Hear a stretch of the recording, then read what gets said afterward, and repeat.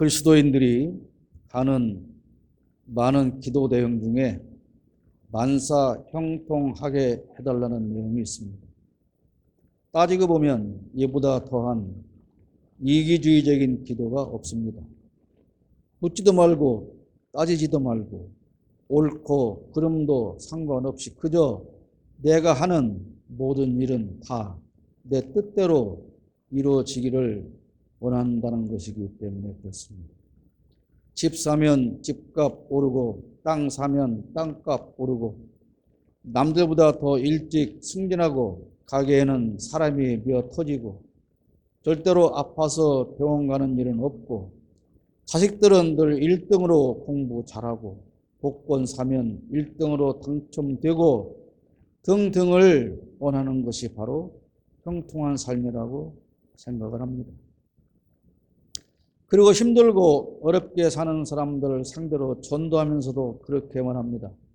우리 교회에 나와서 예수 믿고 신앙생활 잘하면 당신이 원하는 모든 일이 다 형통하게 이루어질 것입니다. 그러나 이런 주장에는 두 가지의 문제가 있습니다. 우선 예수를 잘 믿으려면 다른 교회로 가지 말고 우리 교회로 와야 한다는 주장이 문제가 있습니다. 두 번째는 그러면 과연 예수만 믿고 교회만 다니면 모든 일이 다 그렇게 형통하게 되느냐 하는 것입니다. 그러므로 두 가지 다 옳지 않은 말입니다. 특히 잘못된 표현은 우리 교회로 와서 예수를 믿어야 한다는 말입니다. 오늘 성경에서는 악인의 형통함을 부러워하지 말라고 1절에 말씀하고 있습니다. 너는 악인의 형통함을 부러워하지 말라. 우리가 살면서 느끼는 가장 큰 모순은 나쁜 놈이 더 잘 산다는 것입니다.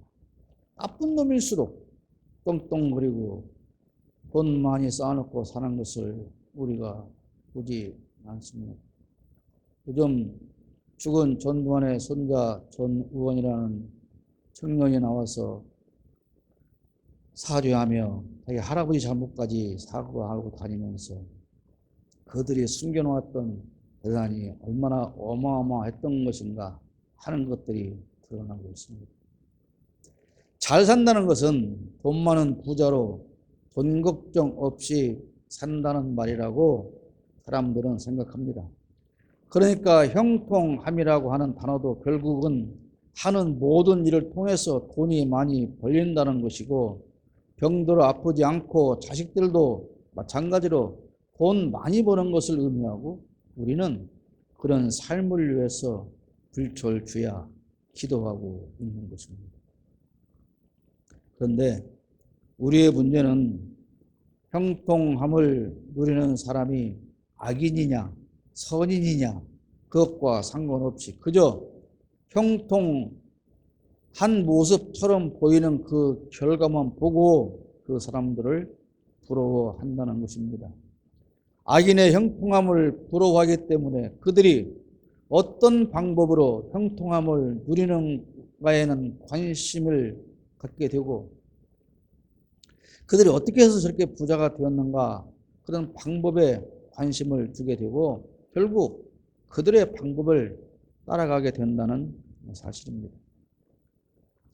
우리는 몇 년 전까지만 해도 검사는 정의의 사도와 같은 존재쯤으로 여기고 그들을 얼마나 많이 부러워했습니까?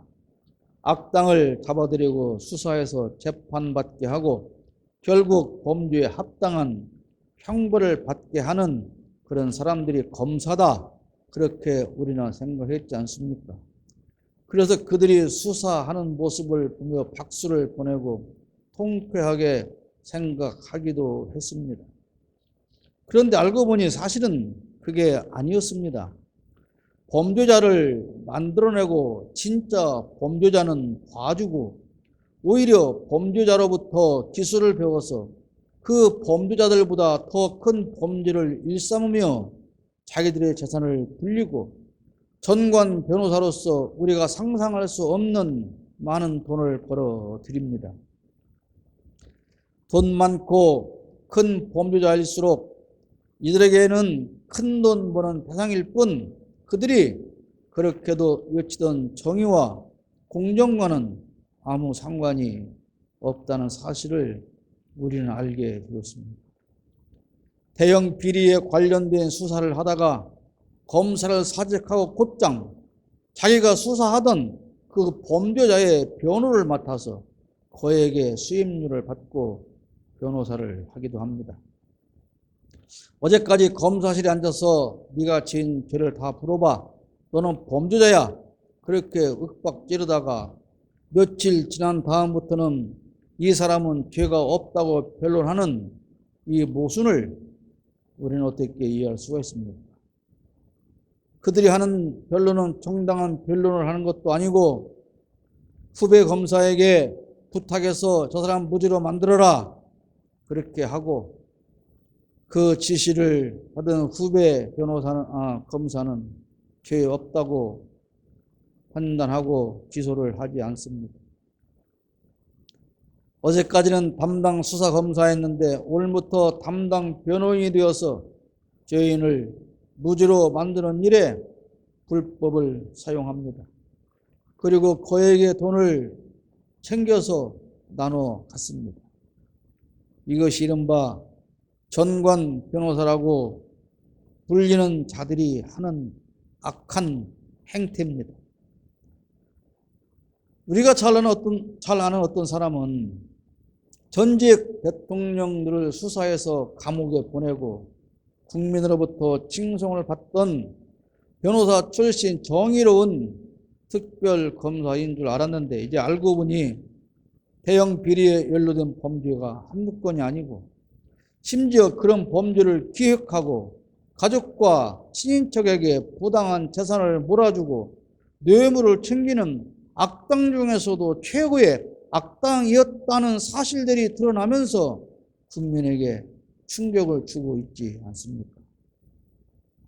그들과 한솥밥을 먹던 어떤 사람은 대통령이 되었고 또 다른 사람들은 총리, 장관, 국회의원 등 고관 대작이 되어서 이제 더 큰 비리를 만들어 가고 있습니다. 그들이 하는 모든 일은 그저 자기들 재산 불리기 위한 것일 뿐 국민도 국가도 아무런 관심이 없다는 생각을 하게 만들어 버렸지 않습니까? 자기들의 형통함을 위해서는 국가도 역사도 국민도 영토도 다 팔아 넘겨도 상관없다고 생각하는 그런 사람들로 우리가 치부하도록 그런 결과를 스스로 만든 것은 다 그들 자신이라는 얘기입니다. 스스로 그들이 그렇게 만들어 놓고 우리가 그렇다고 하면 우리를 욕하죠. 고물 변호사가 대형 범죄를 기획하고 사람들을 끌어들이고 나중에 문제가 되면 다시 그 사람의 변호를 하는 이런 악한 구조를 만들어서 반복적으로 운영하고 수많은 돈을, 더러운 돈을 챙기고 있는 것입니다. 2012년 부산저축은행의 파산으로 3만 8천여 명의 피해자가 발생을 했습니다. 오점 장사에서 푼푼이 벌은 돈으로 폐지 주워 모아서 푼푼이 모은 돈으로 한두 푼씩 모아서 그나마 이자가 좀 더 비싸게 준다고 하니 그렇게 저축은행에 돈을 저축했던 그 사람들이 한 사람당 5천만 원 보호받는 것 말고는 나머지 모든 돈은 금액이 2억이든 3억이든 10억이든 다 떼어먹히고 말았지 않습니까? 이렇게 떼어먹힌 돈이 수천억 원입니다. 그런데 그때 그 수사를 담당했던 놈들과 그때 그 돈을 빼쳐먹은 놈들이 한패거리가 되어서 그 떼어먹은 돈으로 대장동 개발에 투자하고 수천억 원의 이익금을 내서 나눠 가진 놈들이 전혀 상관없고 죄 없는 엉뚱한 사람에게 그 죄를 뒤집어 씌우려고 오만 난리를 다 치고 있는 것이 대장동 비리 아닙니까? 지금 재판이 진행되고 있지만 진실이 서서히 드러나고 있고, 이 오만한 정권이 물러나면 반드시 저들은 합당한 처벌을 받게 될 것입니다. 저들은 정의가 아닌, 공의가 아닌 돈을 위해서 수사합니다. 자기 배를 태우기 위해서 변호합니다. 자기 돈을 위해서 범법자를 수사하지 않고 풀어줍니다. 법이나 공정이나 상식과는 아무런 상관없이 그저 돈만 쫓아다닙니다. 그리고 입만 열면 자유가 어떻고 민주가 어떻고 하며 공정과 상식과 헌법 정신과 법치주의를 그저 씹으려 댑니다.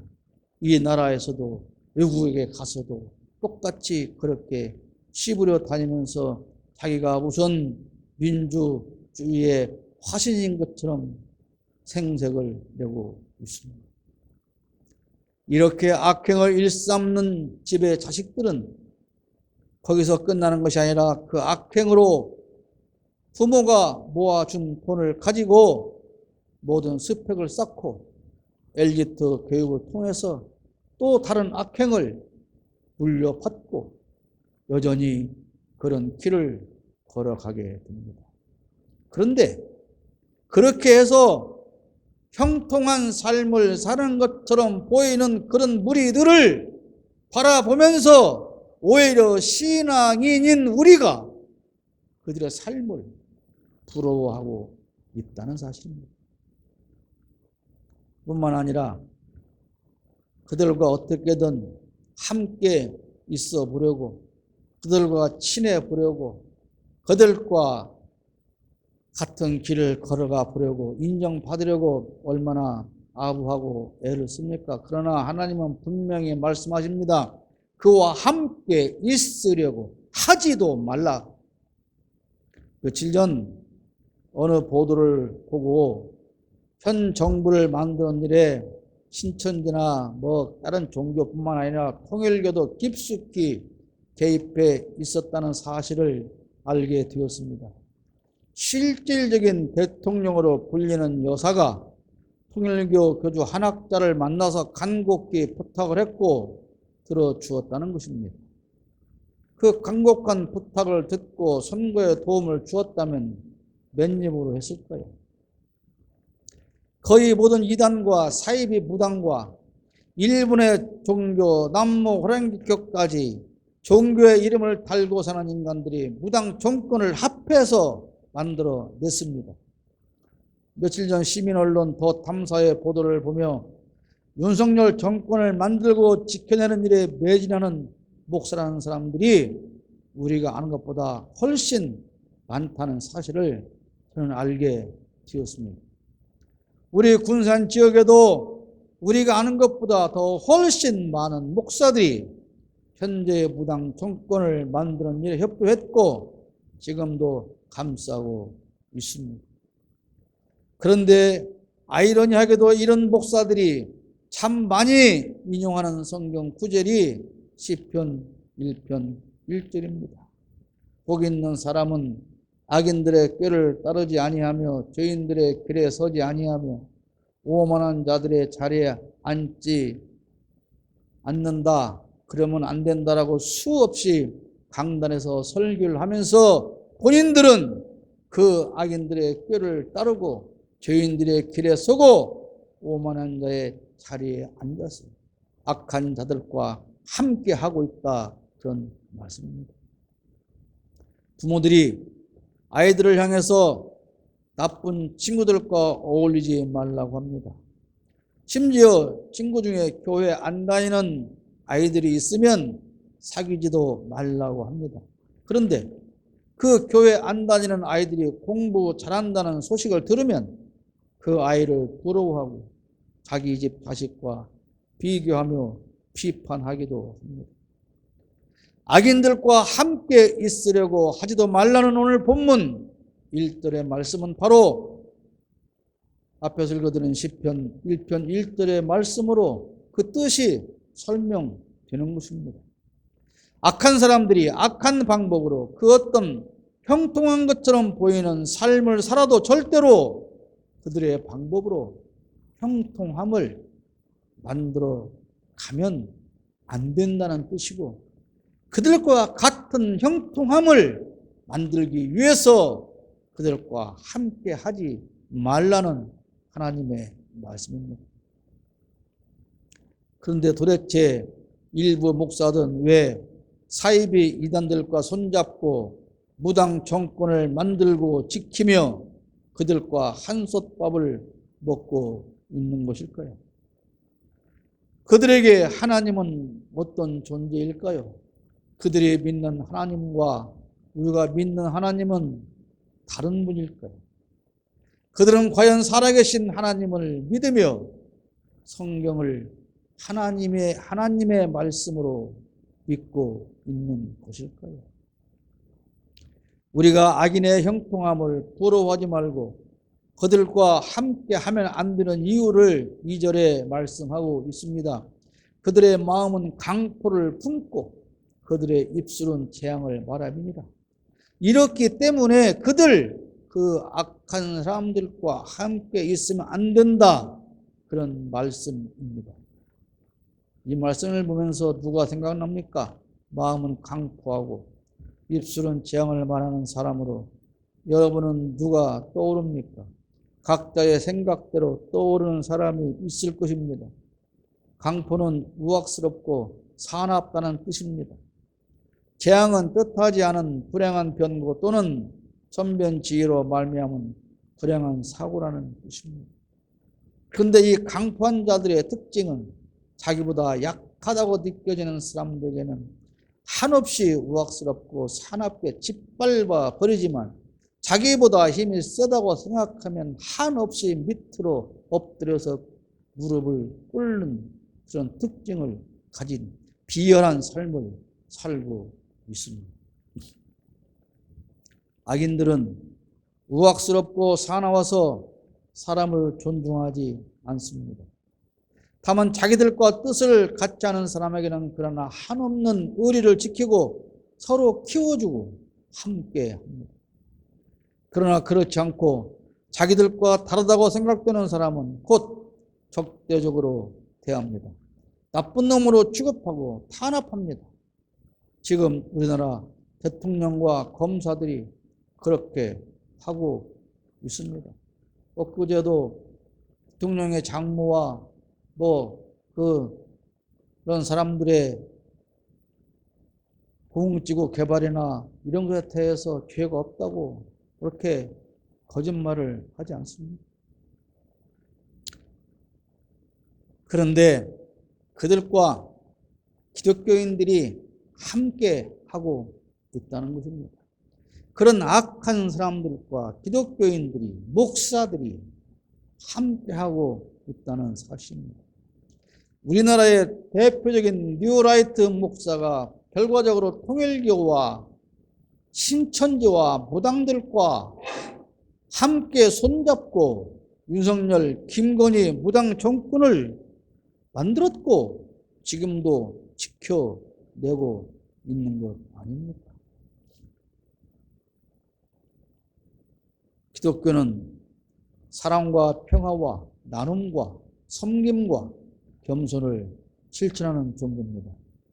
이것이 십자가 정신입니다. 그런데 왜 기독교인과 성직자라는 목사들이 십자가 정신과는 정반대되는 강포한 마음으로 재앙을 만들어내는 저 악한 자들과 함께 하려고 길을 쓰고 있는 것일까요? 3절에 그렇게 말씀합니다. 집은 지혜로 말미암아 건축되고 명철로 말미암아 견고하게 된다라고 합니다. 여기에서 집은 가정을 가리키기도 하고 국가를 상징하기도 하고 교회를 의미하기도 합니다. 5월은 가정의 달입니다. 누구나 자기의 가정이 행복한 가정이기를 바라고 기도하는 것은 지극히 당연한 일입니다. 그러나 중요한 것은 그 가정에 필요한 행복을 무엇으로, 어떤 방법으로 만들어 갈 것이냐 하는 것입니다. 지혜와 명철로 말미암아 우리의 가정을 행복하게 만들 것인가? 악한 자들과 함께함으로 우리의 가정을 행복하게 만들 것인가? 바로 그런 질문인 것입니다. 수없이 말씀드리고 성경이 증거하는 바른 가정은 하나님이 주시는 지혜와 명철로 성장하고 채워져야 합니다. 그래서 그런 가정으로 만들기 위해서 가정 예배를 중시하지요. 물론 온 가족이 모여서 정해진 시간마다 예배하는 것보다 더 아름답고 귀한 것은 없을 것입니다. 제가 드리고 싶은 말씀은 그 예배를 통해서 부모가 자녀에게 심어주는 것은 무엇이고 자녀들은 그것을 통해서 무엇을 배우냐, 그런 것입니다. 그저 이렇게 열심히 가정 예배를 하니 우리 가정은 복받는 가정이 될 것이라는 정도에서 하는 가정 예배라고 한다면 그것이 그렇게 중요하겠느냐, 그런 말입니다. 오늘 말씀으로 설명한다면 가정 예배를 통한 모든 예배에서 우리가 가르치고 얻어야 할 것은 기독교인다운 가치관을 심어 주어야 한다는 것입니다. 찬송하고 성경 보고 간절히 기도하고 나서 세상에서 세상 사람들이 살아가는 그 방식과 전혀 다르지 않게, 악한 사람들이 선호하는 그 방식과 전혀 다르지 않게 살아간다면 우리 기독교인은 과연 무엇이냐, 그런 말입니다. 가정에서 예배하고 찬송하고 성경 보고 하나님의 말씀처럼 살아야 한다고 그렇게 기도하고 강조하고 실제적으로 살아가는 방식은 악인들과 다르지 않다는 것, 그것이 우리 기독교인의 가장 큰 문제가 아닙니까, 여러분? 이렇게 살아가는 방식과 가치관에서 악인의 차이가 없다면 그 사람은 이미 악인의 형통함을 부러워하여 그것을 배우는 것이고 그들과 함께하고 있는 것입니다. 문제는 기독교인 대부분이 이런 삶을 살고 많은 목회자들이 이런 방법으로 교회를 키워가고 있다는 사실입니다. 그러면서 자기는 악인이 아니고 구원받은 하나님의 자녀로서 죽으면 천국 간다고 그렇게 큰 소리 치며 자랑을 합니다. 9절 말씀을 볼까요? 미련한 자의 생각은 죄요, 거만한 자는 사람에게 미움을 받는다고 말씀합니다. 우리 대통령이라는 사람을 평가할 때 가장 많이 하는 말이 있습니다. 우선은 자기가 가장 옳다고 생각한다는 것입니다. 이것은 아집입니다. 다음은 자기가 모든 것을 제일 잘 안다고 생각한다는 것입니다. 이것은 오만입니다. 그러니까 전문가들이 와서 설명을 해야 하는 자리에서도 설명을 듣지도 않고 본인이 다 아는 것처럼 가르치고 지시하는 것으로 시간을 다 때우고 돌려 보낸다고 하지 않습니다. 그래서 회의도 없고 기자회견도 없고 항상 혼자서 말하는 것이죠. 우리는 이런 사람들을 미련하다고 하며 거만한 사람이라고 합니다. 그런 사람을 좋아할 사람은 없습니다.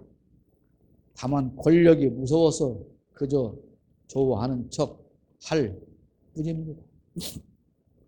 대통령 취임 1주년을 맞으면서 장관들을 향해서 나랑 뜻을 같이 하지 않는 사람을 설득해서 데리고 가지 않을 것이다. 그 말은 잘라버리겠다, 그런 뜻 아닙니까? 그랬더니 그 다음날 바로 환경부 장관이 나와서 뭐라고 합니까?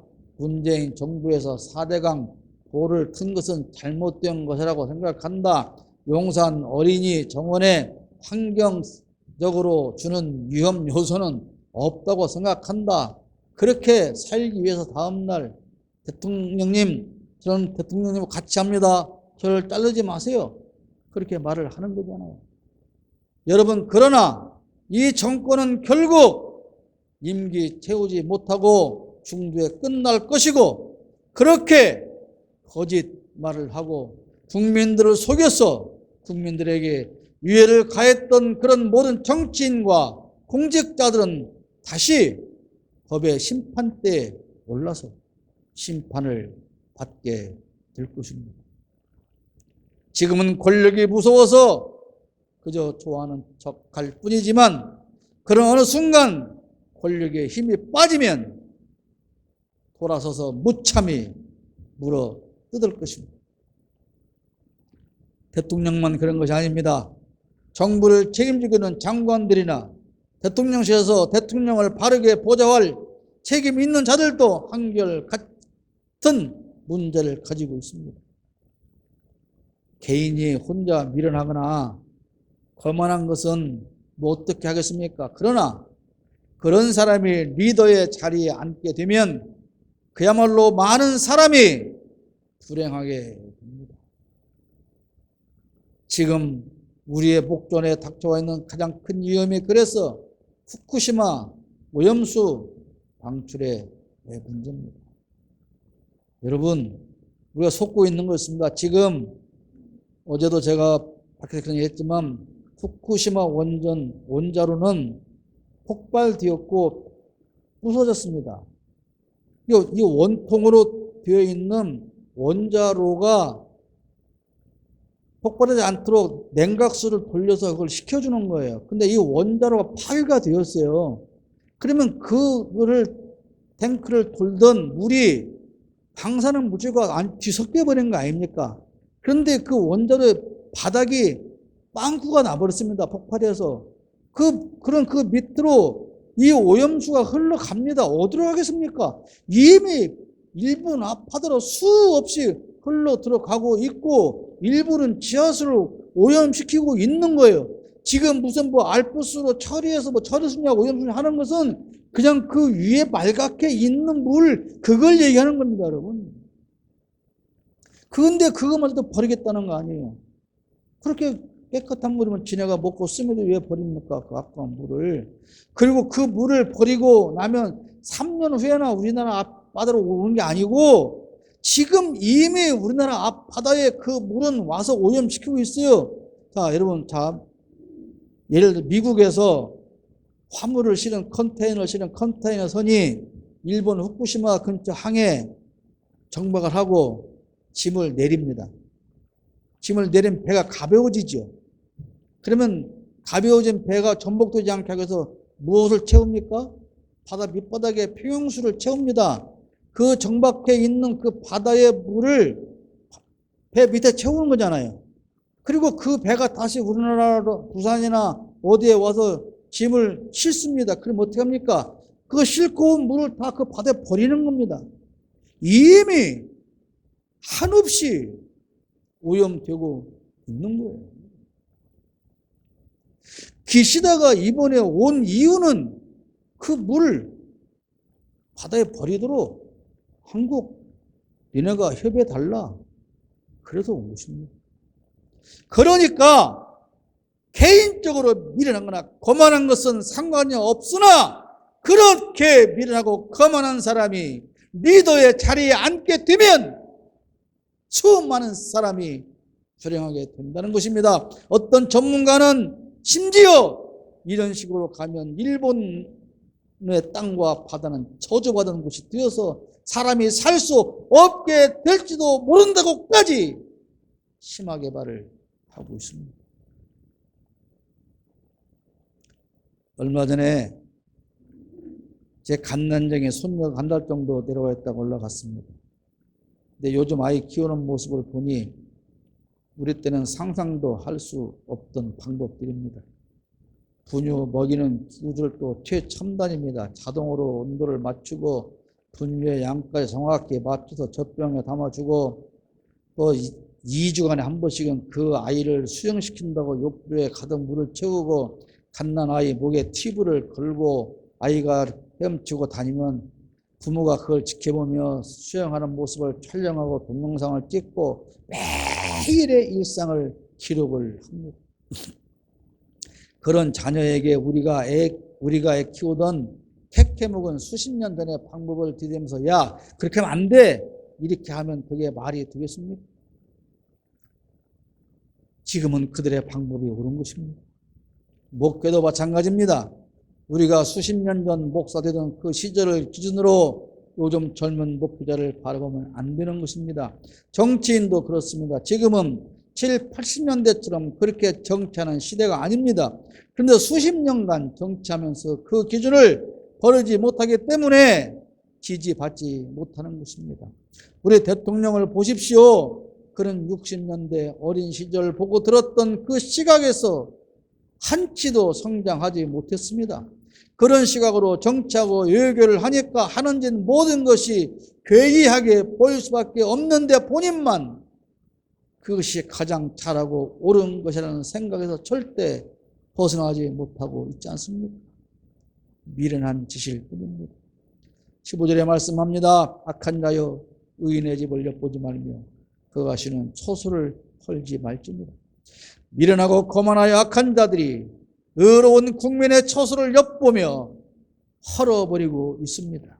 악마가 배후에서 조종하고 어리석은 자들이 그들과 함께하며 우리의 삶을 갉아먹고 있습니다. 사랑하는 성도 여러분, 악인은 반드시 멸망합니다. 그들의 형통함을 부러워 말고 그들과 함께 있으려고 하지도 마십시오. 저들과 함께 멸망당하는 일은 없어야 하지 않겠습니까? 악한 자들이 우리의 처소를 헐어버리고 있습니다. 잡아다 가두고 탄압해서 우리 국민이 죽어가고 있습니다. 그런데 그런 악한 자들과 교회가 함께하고 있습니다. 악한 자와 함께한다면 그 역시 악한 자일 뿐입니다.